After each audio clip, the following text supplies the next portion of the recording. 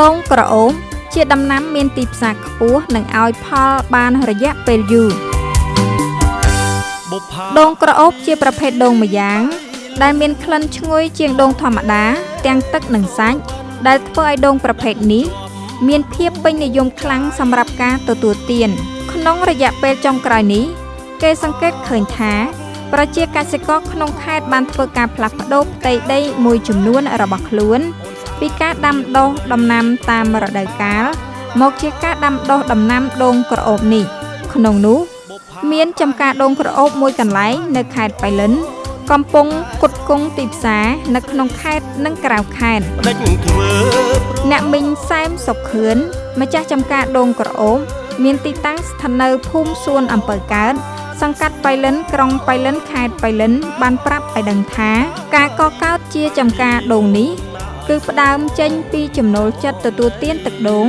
និងសាច់ដូងក្រអូបហើយអ្នកមីងគិតថាដូងអាចប្រមូលផលបានពេញមួយឆ្នាំមិនប្រកាន់រដូវកាលជាពិសេសទៅទៀតគឺអាចកែច្នៃបានច្រើនមុខនិងលក់ទៅកាន់ទីផ្សារបានច្រើនមិនថាក្នុងខេត្តឬតាមបណ្ដាខេត្តនោះទេនាងខ្ញុំមកសែមសុខឿននៅសួនអំពើកើតសង្កាត់ប៉ៃលិនក្រុងប៉ៃលិនខេត្តប៉ៃលិនខ្ញុំប្រកបមុខរបរដាំដូងហើយនឹងតង្កែនរាល់ថ្ងៃនេះដីនៅក្នុងចំការខ្ញុំហ្នឹង6-10ហាត់តែខ្ញុំដាំដូង2ហាត់ផុតពីហ្នឹងទៀតខ្ញុំដាំតង្កែន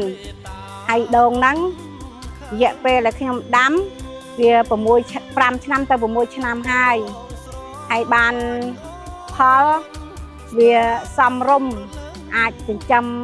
ការរស់នៅបានប្រចាំថ្ងៃពាក់ព័ន្ធនឹងទីផ្សារដូងក្រអូបនេះអ្នកមីងបានបន្ថែមថាក្នុងខេត្តនិងប្រទេសរបស់យើងទីផ្សារដូងក្រអូបមិនពិបាករកទេឲ្យតែដូងយើងមានស្តង់ដារល្អមានរសជាតិឆ្ងាញ់ក្លិនឈ្ងុយនិងមាត្រដ្ឋានច្បាស់លាស់មិនចាញ់របស់នាំចូលនោះទេអ្វីដែលសំខាន់គឺបងប្អូនយើងអាចទទួលទានដូងក្នុងស្រុកមានតម្លៃសមរម្យមិនបាច់ទិញរបស់បរទេសបច្ចុប្បន្នចំការដូងក្រអូបខាងលើមានទំហំប្រមាណ2ហិកតាដោយអាចប្រមូលផលជាដំណាក់ដែលមានអតិថិជនទាំងក្នុងខេត្តនិងក្រៅខេត្តទីផ្សារដូចមិនមានបញ្ហាអីទេឲ្យតែផ្លែចាស់ទៅម៉ួយគេមកទិញយើងចឹងណាបើយើងដឹកបោះឲ្យគេបាន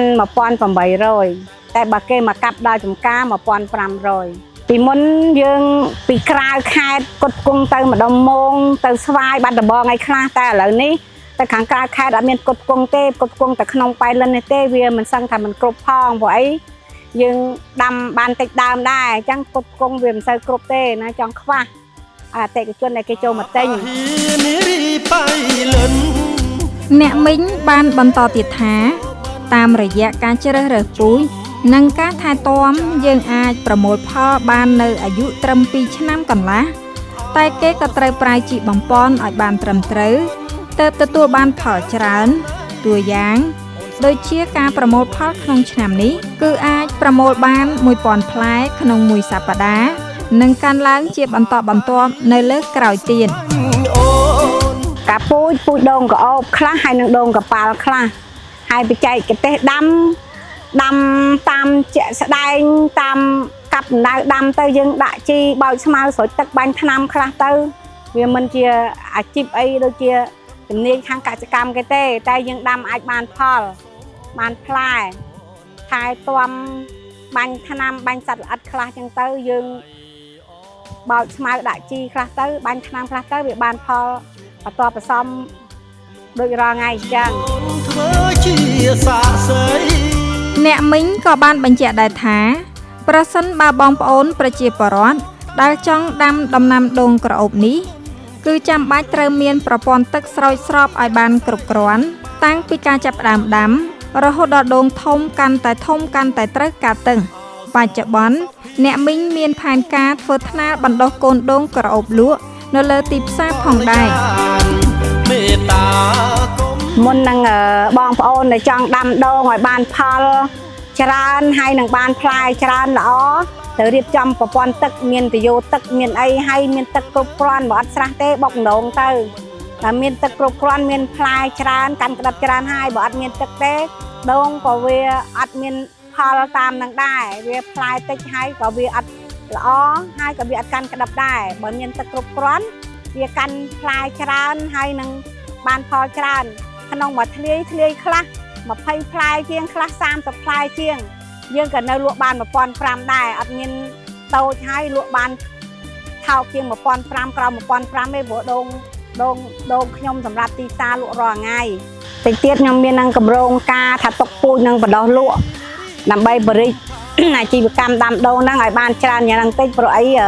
ខ្ញុំដាំទៅវាផលទទួលបានគួរសមដែរអញ្ចឹងខ្ញុំនឹងបរិយាដូងហ្នឹងឲ្យបានច្រើនហើយនឹងទុកពូជឲ្យរៀបចំថ្នាលបដោះ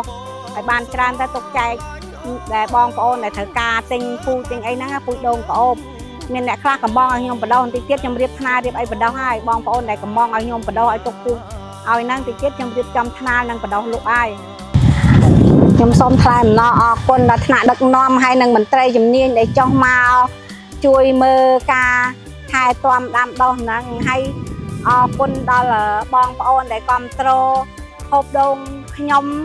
រាល់ថ្ងៃហ្នឹងអ្នកដែលគ្រប់គ្រងទិញហូបដូងឆ្ងាញ់ដូងផ្អែមហ្នឹងសូមជូនពរឲ្យបងប្អូនហើយនឹងថ្នាក់ដឹកនាំនិងមន្ត្រីជំនាញទាំងអស់ឲ្យរស់ស៊ីមានបានឲ្យសុខភាពល្អដឹកជាប់ដួងใจបើតាមការបញ្ជាក់របស់មន្ត្រីជំនាញកសិកម្មនៃមន្ទីរកសិកម្មរុក្ខាប្រមាញ់និងនេសាទខេត្តបៃលិនបានឲ្យដឹងថានៅក្នុងសង្កាត់បៃលិនមានផ្ទៃដីដាំដុះដំណាំកសិកម្មចំនួន7825ហិកតាគ្រួសារធ្វើកសិកម្មចំនួន1473គ្រួសារនិងគ្រួសារដាំដុះដូងសរុបមាន6គ្រួសារដែលមានផ្ទៃដី8ហិកតាចំពោះផ្ទៃដីដាំដូងដែលអាចប្រមូលផលដូងបានមាន5ហិកតាតើអូនកំតាយបាហីអូ